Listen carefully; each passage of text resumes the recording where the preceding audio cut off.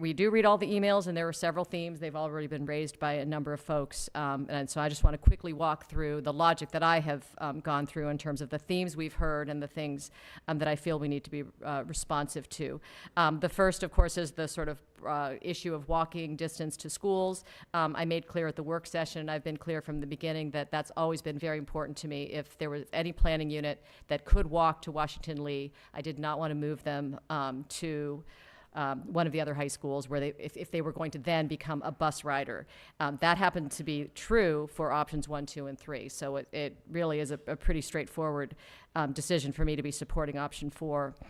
The diversity issue, it's a very passionate community, and this is something we all care about. We can look at the one statistic that we use, free and reduced lunch, see there are differences across our schools. However, the limitations we put up front on this process, we have our high schools are where they are, the boundaries are where they are. We chose to only look at the planning units around the edges of that Washington Lee district. We limited this process to a refinement, and at the end of the day, the options we have in front of us are neutral in terms of the diversity issue. There's been a lot of discussion, I've had a lot of discussion with community members about whether the 1% difference that you see in some of the options is significant. If you look historically at our free and reduced lunch data, it's actually varied, fluctuates 5 and as much as 9% at one of our schools over the last 5 years. So this is a change that's much smaller than the random fluctuation we see naturally as students ebb and flow across our system. So to me, that was a neutral criterion. Alignment has been raised by a number of people. Mr. Goldstein described that very well. The staff gave us a tremendous analysis of how students go from elementary to middle to high school in all different ways. The fact is, we have a very complex structure across all of our schools. There are no pyramids. There is no straightforward alignment for almost any planning unit. We have, our existing structure has a lot of what I call singletons, where you do have one planning unit that is the only one that is for that particular elementary school, middle school, and high school. That's in our existing system. The fact is option 4 actually closes some of those down so that there are more planning units traveling together. Had many conversations with parents about concerns about the friendships that students form in elementary school and carrying that through. My response to that is we know we need all of our schools to be nurturing, to be providing opportunities.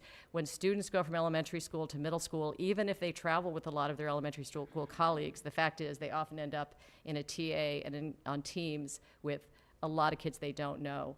We put a lot of effort into making sure there are a lot of extracurriculars for our kids, opportunities for them to participate in things and work together and make friends. And if, as Mr. Lander said, if we are not doing that, we need to do that. That is how we're going to keep our students strong by investing in them in our schools. This boundary process is not the tool to ensure that our students are in a nurturing environment. 2 more real quickly. There was some interest in whether we need to have a 50-50 split between Wakefield and Yorktown, the students going those directions. As Ms. Stengel showed in the slide with the projections, if you look at the year 2020, which was really the year we were looking at as this being sort of a short-term process, and then something that we'll be updating and doing again in 2020. To me, that's the year to look for. And if you see it in that year, there's really a balance across the schools. So my sense was to go with a 50-50 split of the kids from WNL going to the 2 high schools in approximately equal numbers. And again, option 4 is one that complies with that. One final theme we heard quite a bit from people, it's kind of ironic when you think about it, a lot of people writing in talking about how we shouldn't be so responsive to the squeaky wheel and the people who, demonstrate and write in and have access and ability to have that voice, and that we need to make sure that we're listening to everyone, even those who don't have as much of a voice. I really think, again, like I said up front, I believe the school board has been very sincere about its analysis and approach to this. I have not had any sense that my colleagues have been responsive to the squeaky wheel or any of that. This has really been, I think, a sincere process. I think there is one important benefit that the community does bring to this, which is the fact-checking. And the fact is that we had communities come forward and tell us at the initial stage, that a planning unit, for example, was deemed a bus zone, and in fact it was a walk zone. And so we were able to actually fact check some of those things, and that was very useful. I do want to challenge, and I know there are a lot of people in this room, in fact, who are organized as one voice, is from Arlington Forest community, and one of the main messages has been that you are a walking community to Washington Lee.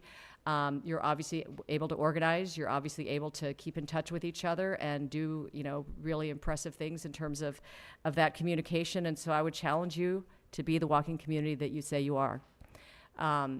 You guys, and I hope that Mr. Chadwick will come to us in a year or two and tell us Arlington Forest has asked for no school bus because you walk to school.